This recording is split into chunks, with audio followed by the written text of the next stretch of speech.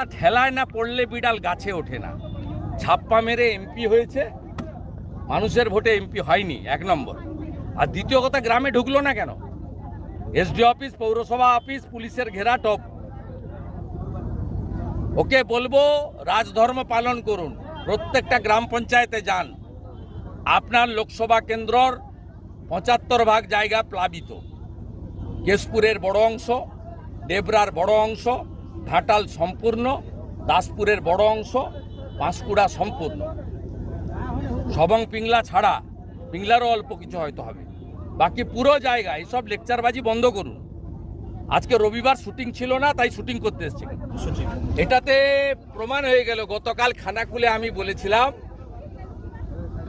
যে আপনাদের কনসেন্ট নিয়ে হয়েছে। সিআর পাটিল মাননীয় মন্ত্রীও লিখে দিয়েছে। তার মানে রাজ্য সরকারের কনসেন্ট নিয়ে ডিবিসি জল ছেড়েছে, এই পদত্যাগে সেটা প্রমাণিত হলো। চিফ ইঞ্জিনিয়ার 1 এবং শান্তনু বসু পদত্যাগের মধ্য দিয়ে প্রমাণ হয়েছে মমতা ব্যানার্জি আবার মিথ্যা কথা বলে। আমি ওনার এসব কথা বলবো না, আমি তো কংগ্রেসের লোক নই, কংগ্রেসের আভ্যন্তরীণ বিষয় বলবো।